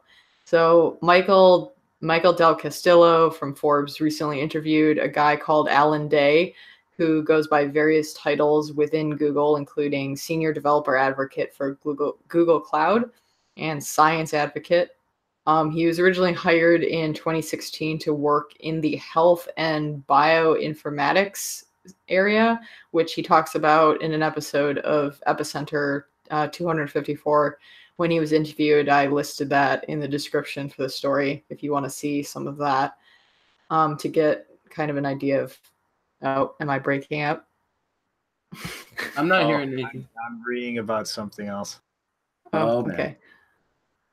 So Day in this interview says that he is currently working on an open source project called Blockchain ETL. ETL stands for Extract, Transform, and Load, where they are plugging blockchain data from Bitcoin, Bcash, Ethereum, Ethereum Classic, Dash, Doge, Litecoin, Zcash. Oh, I wonder how they can do that for Zcash. I wonder. And XRP/Ripple, because XRP is Ripple. Into BigQuery, which is Google's big data analytics platform. And so far, they are mostly using this to analyze wealth disparity, which is mostly a bullshit thing to research because it's really hard to correlate addresses to identities like that.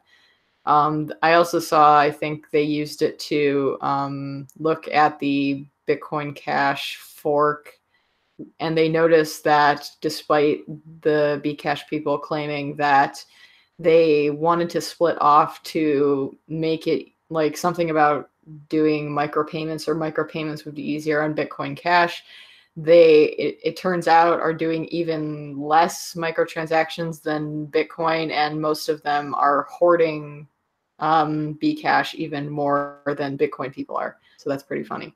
The most concerning paragraph about this interview in Forbes was where Day says, in the future, moving more economic activity on chain won't just require a consensus level of trust. He referred to the core validating mechanism blockchain technology, which is actually not whatever. Not all blockchains do that. It will require having some trust in knowing about who it is you're actually interacting with. In other words, if blockchain is to go mainstream, some of its beloved anonymity features will have to be abandoned. Now, if you've listened to Block Digest episodes such as 125, 131, 143, and 151, you probably know that we are not fans of Google. 151 and 143 in particular were about not only Google's willingness to destroy privacy, but to aid authoritarian regimes in their efforts to destroy privacy in such a way that it results in people being imprisoned or killed. So I just want to say that once again, I am not interested in any kind of software from Google regarding Bitcoin, blockchains, etc., especially when one of their developers of this project explicitly says that in order for blockchain or Bitcoin or whatever the hell buzzword you wanted to use goes mainstream, we have to abandon anonymity. And I just want to say, over my dead body, here's another idea, Alan, a different idea. How about you go eat a ZK snacks? Because Google is a bit fascist when they're data hungry. Like that's just that attitude is never going to happen, and like there's no way to stop it. Like people love to focus on confidential transactions. Like there are a million ways that we can make things more fungible. Coin joins, the pay join, pay to endpoint implementation, Lightning Network, like it, with layering on eCash servers on top as a last mile. So like you're not stopping it. It's going to happen. You have to deal with it. And secondly, anybody who actually uses this data set in any way other than dumping the entire data set locally and parsing it locally, you're an idiot. Like if you are querying this from a copy that Google maintains and monitors your connection to, you are a complete and utter idiot, because I absolutely guarantee they are going to be tagging, tracking, cataloging, and maintaining everything that you access and look at and are interested in, like they do with all of their platforms. Yeah, I think, where did I see it? I'm not sure if it was in the interview, but somewhere I did see that they are tagging. I'm trying to find it. I think it was in the interview, but I think they did mention something about tagging with like 21 different. Let me find it. Where is it? Where is it? Yeah, I don't know where what it I is. read, it made it sound like they were just going to maintain databases you can query with SQL. So like you would just be querying their database and they would know every bit you're querying. Yeah. Yeah, I think this is just Google is one of those guys where we've definitely gone into just how much we don't like those guys, and I don't really want to get too into it. I get all choked up with anger, but yeah, it's just like kind of a stupid saying, like, oh, we're gonna check the wealth disparity, and with this, I mean, like, come on, like, how exactly are you gonna do that? Like, yeah, and when it comes to what Bitcoin's trying to achieve, Google stands in total opposition to that. I mean, like some companies, like, that are starting off in the space, it's like you give them time, you see what they're doing. They are either people that are trying to work with the way that Bitcoin's trying to develop out, or they're going to go in the opposite direction. And Google's one of those where it's like you don't even have to. To me, you don't have to let them even participate. It's very obvious the position that they're coming from. Mm-hmm. I mean, like, yeah, like anything Google tries to develop to interact with Bitcoin, I would not touch if you paid me $1 billion. Yeah, I think this is also just like I think I've seen it several times on Twitter. It's just like, if you're using a block explorer, you're doing it the wrong way. You should be using your node as a block explorer.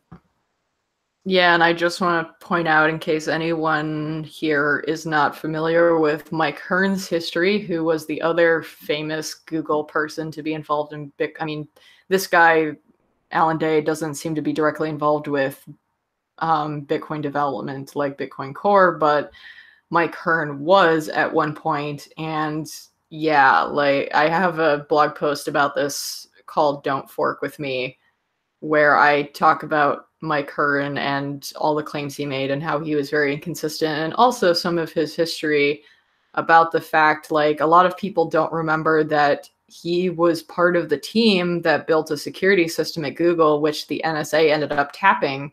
And this was part of the Snowden documents, I believe.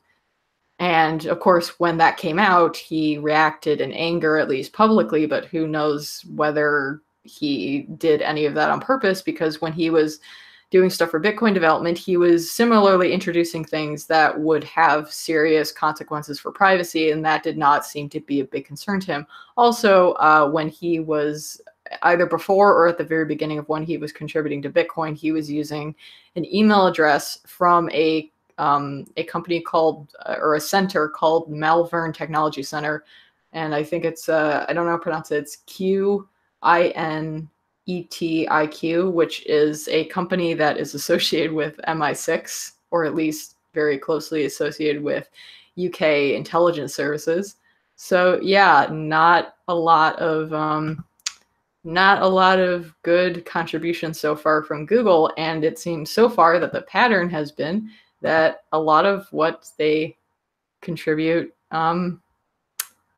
seems to be in opposition to privacy. So take that as a warning about this stuff too. Wait, you're saying he used to work for an MI6 contractor, went to go work on a system at Google that GCHQ and this NSA used to hack Google, and then came to Bitcoin and tried to centralize mining and institute blacklists? Yeah, it's amazing. it's almost like you could tell who the bad actors are. What are you talking about, dude? He sounds like an awesome guy. Yeah, we're gonna have to go have a beer sometime, and then I'm gonna go home and realize I got 10 million taps on me. So, yeah, you guys have any more on this before we jump into this next disaster? Nah. All right, this is a kind of meaty story here. So, Zcash has had some growing pains throughout its history, and we've been covering those as they come along. First, there was the possible backdoors involved in the original Zcash ceremony. Then it was revealed how much of a percentage of the founder's reward goes to Zuku, we, along with everyone else, were pretty critical of that fact. And then there is the obvious problems in the shielded transaction anonymity set, it being a very small percentage of the transactions on the network. Well, now there's another situation over at Zcash we're just getting news on, but it was a vulnerability introduced in 2016 before the actual launch of the network. It was introduced through the original implementation of Zcash called Sprout, chosen in August for their October launch in 2016. Similar to this recent quote-unquote network upgrade, the wording for Sprout and the following client sapling are marketing terms to help guide their growth to whatever roadmap they're following here and to try and convince these people that they're actually trying to advance this system. They talked about their privacy first roadmap with the launch, but when we see these guys working so openly in a closed source environment with a cast of characters like JP Morgan and the Ethereum Foundation, it doesn't really drive confidence that they're being honest with us. Now, we covered their recent fork sapling and how it increased efficiencies in shielded transactions, which that inefficiency was supposedly what kept those shielded transactions to just a small fraction of the network. Now we are finding out that sapling upgrade was also a fix for this vulnerability that was found 11 months ago, but has been available for exploit for the lifespan of the network. Someone technically competent enough could have used this to create a hidden inflation of an infinite amount of Zcash. The director of product security, Benjamin Winston, and engineer Sean Bowe explained, quote, prior to its remediation, an attacker could have created fake Zcash without being detected. The counterfeiting vulnerability has been fully remediated in Zcash, and no action is required by Zcash users, close quote. The Zcash team added that they don't think the network was at risk of the counterfeiting bug for a number of reasons, including, quote, discovery of the vulnerability would have required a high level of technical and cryptographic sophistication that very few people possess, close quote. Well, we know from DevOps in the parody exploit and Bruce Wanker of the DAO bug that there are much smarter people out there who can find bugs that have yet to be exploited.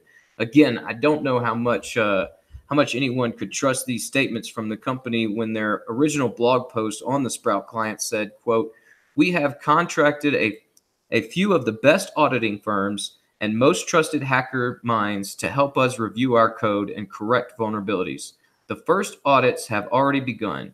We may schedule future audits to gain further confidence in our security at launch, close quote.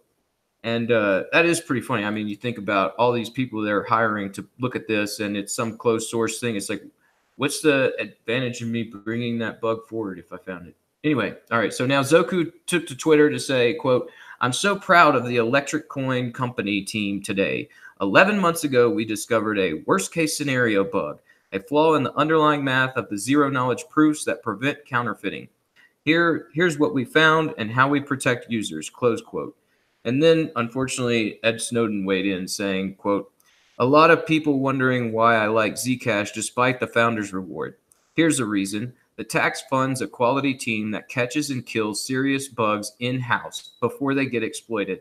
Some other projects learn about bugs like this only after people have lost money, close quote. This statement, unfortunately, had me say enough is enough with Ed. I unfollowed him. Like, he did a great thing exposing some hard truths to the American people and the world about the security of the systems which we use to communicate. But this statement, along with all his other previous Zcash tweets, has me just thinking he's part of an internal roadmap that's in a closed source environment. And yeah, he doesn't say it, neither does Zoku, but the network is all about trusting a company and a foundation who we know is working with adversaries of strong cryptography. Peter Todd took to Twitter to mention his discussion with Greg Maxwell on the subject, saying, quote, contrary to what their announcement suggests, they do not know if it was exploited or not. Supermajority of shielded funds are still in the vulnerable sprout. If that was inflated, last out loses. So get out now. Basically, there may very well be more Sprout coins in existence than there should be. The only way we can know is via the turnstile audit, and the audit only works by people moving coins from Sprout to Sapling or unshielded. So now it looks like the problem of the network. So now it looks like the problem. Oh, that was close quote. Sorry. So now it looks like the problems of the network isn't just a very weak anonymity set for their shielded transactions, but the untested ZK snarks has opened the door for an unforeseen amount of Zcash out there waiting to be dumped at some time in the future. It's pretty damning to the entire idea of what the space is trying to achieve, and it's hard to say there's any way to pull out of it. I know this has been pretty. You've been reading into the Shinobi. Do you have any comment on this? I know you had something to say earlier. Yeah. That fucking statement from Zcash company is PR horseshit. Somebody with enough technical sophistication, like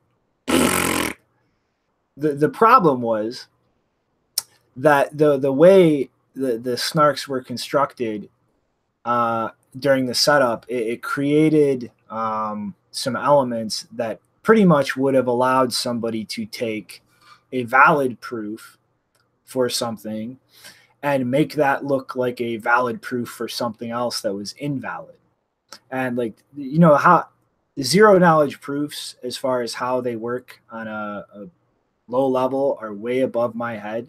But all this would have taken to exploit is the transcript of the ceremony setting this up, because these elements were not known. They were not part of the key in the Zcash software that validates these snarks, but they were present in the transcript for the ceremony. So anybody who had access to that transcript would have had the information needed to create fake proofs and inflate the supply.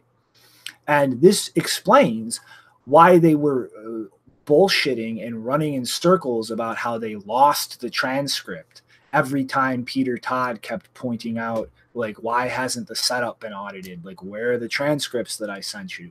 And yeah, this very well could have been exploited. And anybody who had those transcripts from the setup ceremony had all they needed to exploit this. So, I mean, like, this just shows fundamentally that setup ceremony was completely fucked. And anybody who kept this information from the setup would have and was capable to inflate the supply undetected. Yeah, I know I said possible backdoor there, but I mean, like, yeah, it's the door is pretty wide open there. So really, it just needs some sort of confirmation. But like you're saying, maybe that's why they're not releasing the report. Yeah, and another part that I wanted to point out is that, like, they pretty much blatantly admitted in their blog post that they lied to people. I'm pretty sure it was their blog post. It might have been Peter's, but I think it was theirs, where they made up this story about how they lost them on purpose so that people wouldn't go looking for them because they knew they'd fucked up. And so they're willing to blatantly lie to people in order to hide a vulnerability instead of, you know, just not being stupid and being honest with people. And the other part is that he tweeted that he's been told that people from Zcash have been going around telling people in the cryptography community behind my back that I was incompetent and lying about the lack of auditing. And he says, assuming that's true, the most charitable explanation is that they were wrecking my reputation for their cover story. The least charitable is that they're happy to lie about their critics. Nasty bunch of people either way. And I can't say that I disagree because, I mean, so far my interactions with Zuko have been that, you know, everyone praises him as being like such a nice and also technical, like, that people think he's technical. He's not technical, guys. Like, I don't know how hard it is to see behind the facade, but he's not. Like, he doesn't even understand how transactions are propagated in the network, just at a basic conceptual level. I had to explain this to him. And my interactions with Matthew Green, I mean, at least the ones with Zuko, he's not like covertly trying to insult me to my face. Matthew Green is an absolute asshole. Like, I haven't met anyone from Z. And then, the one person that I did quote, I think a week or two ago on Twitter, where I said that I heard someone during a conference, they had made this statement about how, oh, wow, after I just heard this 15-minute talk saying that privacy isn't a human right, I'm, questioning my beliefs. That person I'm forgetting his name right now. I think it was Peter Falkenberg. I'm pretty sure it was him, because he was the one that was, he was like emceeing or managing, intermissions and stuff.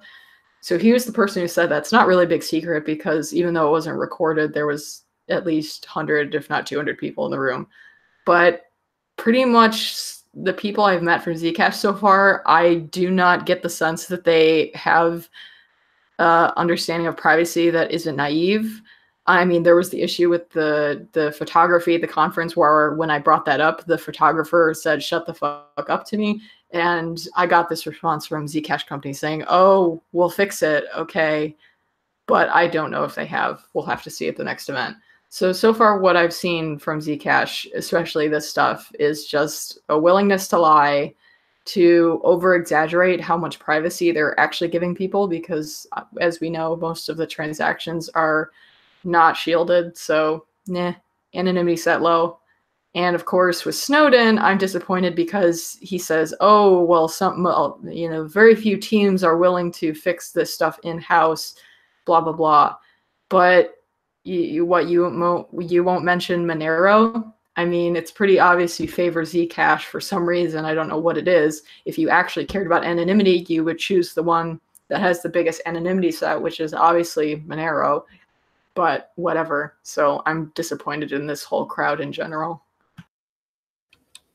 Yeah, I know it's a crazy thing. Just like people just sort of blithely like, okay, this guy knows exactly what he's talking about, and I mean it's pretty obvious that there's just been a lot of sort of people sort of praising him, and then he believes it and he speaks it, and everybody is kind of not worse off because of it.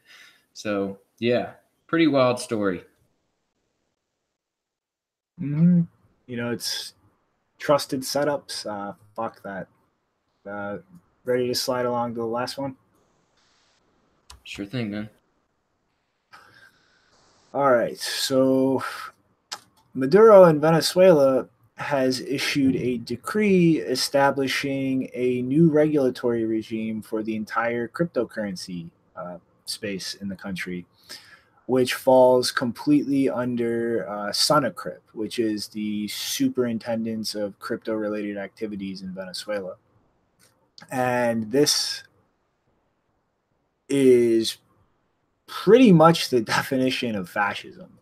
So it lays out a number of different definitions relevant to everything in the space, and then pretty much establishes them as the sole regulatory agency with total jurisdiction in the country.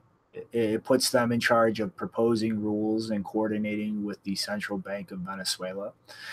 It has them in control of a registration database for all of these businesses, to which it will levy fines if they fail to register. And failure to register carries the risk of a fine of up to 100 or 300 petros and potentially 1 to 3 years in prison.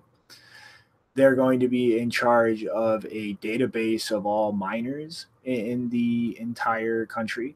They're going to be in complete control of issuing permits and licenses to regulate any kind of business in the ecosystem. They're going to have total supervisional control over all trading activities, including the creation, issue, transfer, sale, and exchange of any cryptocurrency taking place in Venezuela. They're going to pretty much authorize any entities dedicated to wallets, businesses, mining, any kind of incorporation of any company is totally under their control. They're going to be functioning as a direct subsidiary, effectively, of the justice system. So they are literally empowered as their own court over all of this. And yeah, like they're pretty much in complete and utter control over what is or is not allowed to take place regarding cryptocurrencies in Venezuela. And they're also in charge of establishing, fixing, and raising public prices for any services or intermediation activities regarding use of cryptocurrencies in the ecosystem. So like this is pretty much just an institution established that is going to have total control over planning the crypto economy in Venezuela. Boy, that doesn't sound good. Mm-hmm.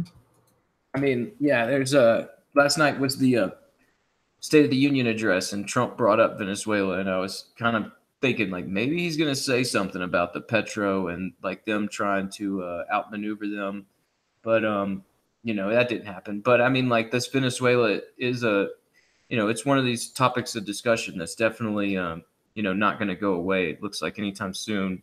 And, it looks like we're getting kind of a prime example of what it could look like whenever you're being in a territory that's getting set up in a way where you're basically your banking system is going to be controlled by the state. And it's pretty nightmarish. Like you're saying, it's pretty damn fascist. And it's one of the main reasons why, I'm kind of here on the edge of this whole ecosystem is to try and just make sure that, we're moving forward in a way that's not going to allow that. And, if God forbid that sort of thing does start happening, it's like at least I can know to get out of the area beforehand because, it could be really, really bad for these Venezuelans. I mean, things have been bad there already, but, being under the rule of someone who is known to just sort of take power and not relinquish it. I mean, it's hard to say, especially now with all this sort of misinformation about, this protester, these protests and these people. I mean, but without a doubt, his whole rise to power was rife with controversy and sort of say like it's just all above board and the people and he represents the people of Venezuela is not really true. But, it's hard to say that anybody there represents a large portion of the people there. So it's a situation we're definitely gonna have to watch, and it's like you're saying, it's a pretty bad update on that story. Mm-hmm. And I mean, like this is really going to show, like this is going to turn Venezuela into a test bed of whether like Bitcoin can actually function in a environment where the government is pretty much like you cannot do anything without our oversight and approval. Like if people can successfully pull off like actually using it outside of those demands when they are instated and enforced with the full force of the government behind it. Yeah, that's going to be we were saying it's going to be interesting to see, just similar to the whole, people trying to ban it. And now they're going to make you try to force you to use this. We'll see. We'll follow along for sure. Mm-hmm. So I guess that rounds us off for the day. Final thoughts time. And Janine, I do not accept the answer. I don't have a thought. That is a lie. Well, while she's gaining her thought, or grabbing her thoughts, I'll just go ahead and say a couple of quick. We got a Bitcoin meetup tomorrow in Boulder. It's going to be pretty cold, some snow on the ground, but we're still going to get out there and talk shop and see what's going on here locally. So if you're around the area, I'd invite you to come and just put out there again. I'm going to try and get this new podcast started, like we were saying in that Zcash story.